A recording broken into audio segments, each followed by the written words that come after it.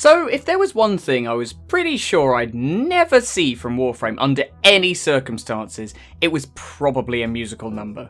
But lo and behold, the people of Fortuna took to the stage and belted their little robot hearts out. I'll be honest, I've been a little disenchanted with Warframe as of late.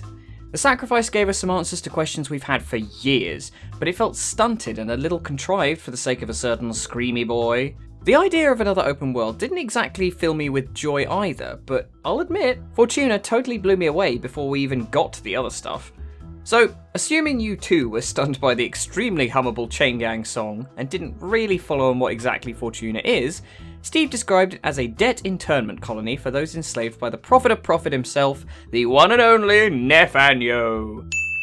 The people who live and work there are named the Solaris and appear to have been augmented heavily, most likely involuntarily, with mechanical parts, including, apparently, their heads, which, has some rather interesting implications. Now, we've actually seen a member of the Solaris already in Warframe lore in the form of the Solaris United agent Little Duck from the Ghouls comic series. Now, Little Duck gives us some clues as to the nature of the Solaris when she says, "I'm too damn old to die in a body I don't own."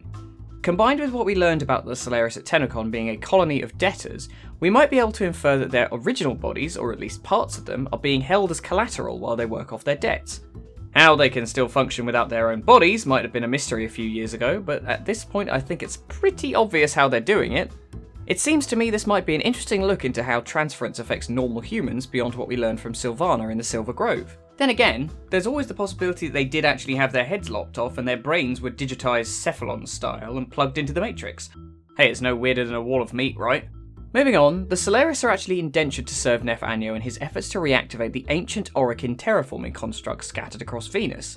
Now, from a dev stream quite a while ago, we know that Dee's initial vision was that these constructs were huge levitating balls that would rise high into orbit, accumulating water and ice into a massive glacier before hitting atmospheric puberty and plummeting to the surface, interacting with the coolant pulled up from below the planet's crust by weeping posts, thus refrigerating Venus's hellish atmosphere.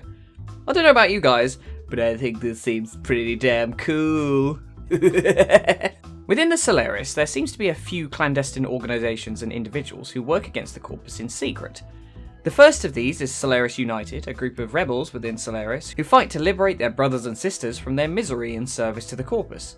Their leader is a woman named Yudiko, who officially runs the colony for Nef, whilst secretly orchestrating the activities of her insurgency behind the scenes. It seems to me she'll be filling a similar role to that of Konzu on the plains. Side note, does anybody else get a massive Red Faction vibe from all these guys? The other sneaky lad we were shown is a presumably ex-pro wrestler turned wildlife conservationist who goes by the name The Business, and to his friends, Biz.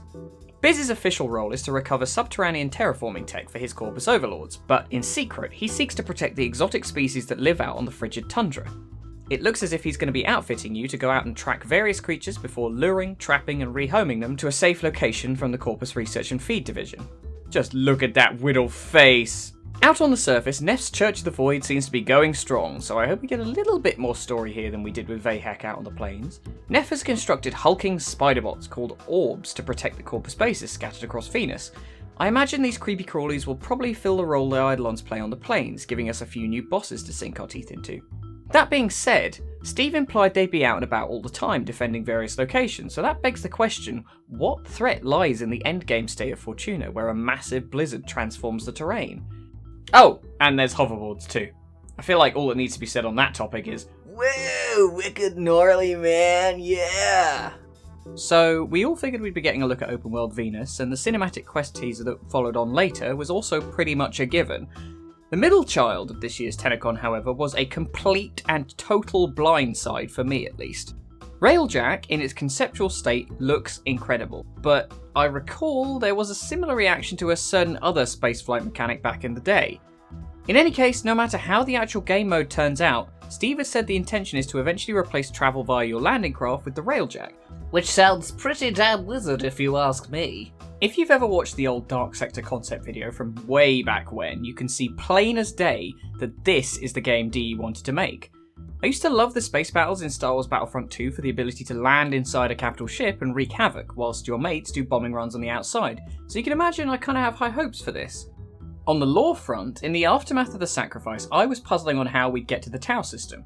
Railjack and its rather optimistic intended release window of the end of 2018 slots right in to explain how we'll be making the jump.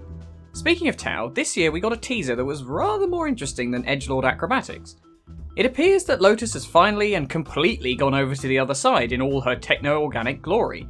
In this teaser, we got a glimpse of presumably the bleak star referred to in the sacrifice, and what exactly was drifting gaunt beyond said celestial marvel. A sentient army in all its magnificence scuttling about inside what is presumably the previously teased sentient outpost, home to none other than Space Nana herself. The teaser has Nana, in a suspiciously stalker-sounding voice, scolding Lotus for letting herself be tamed, more specifically that they took away her fire. Lotus then asks for guidance on how to redeem herself, and Nana replies simply that she needs to take it back. What exactly this means isn't immediately clear, but it's possible that she refers to the sentient sterilization when travelling across the void that left Lotus unable to reproduce. For all intents and purposes, my money is on the fire being Kuva, based on what we learned from Gara's origin story on the plains.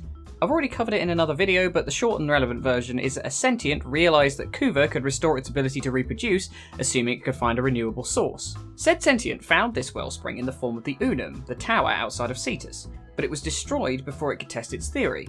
I'd always assumed that knowledge was lost with that sentient and its fragments, but maybe it managed to alert the others at some point before its destruction. The whole fire thing could be entirely metaphorical and simply refer to Lotus taking back our independence. Woo! You go, girl! But, I've said it before, I think Kuva is the MacGuffin to draw all the story threads together. The End of the Ghouls comic series showed one of the main characters, Mitsuki, heading off to join the Quills, and we already know that Unum will have a role to play in the future of Warframe. The release order, as I understand it, is Fortuna, the New War, then Railjack, which, to me, suggests the New War will take place in the Origin system, with the quest after that whisking us off to Tau in our sexy new wheels. Must go to space, aha! Now, this speculation's a bit heavy for my taste, but I could see the New War tackling Lotus's return to the Origin system with an actual sentient faction to attack the Unum for its Kuva, and then dealing with her loyalty one way or the other. Now, I'm aware this is pretty much entirely conjecture at this point, and honestly this is probably the least confident I've ever felt in one of my theories. Like, it could go 50-50 either way. In any case though, I'm excited that DE wants to pump out their story content at a faster rate. As I said at the start, I've been feeling burnt out at the moment, and the one thing that brings me back to this game without fail is the story. So, here's to another year everyone, and I hope TennoCon 2019 is even more insane. Open world Mars with a desert train heist boss fight, anyone?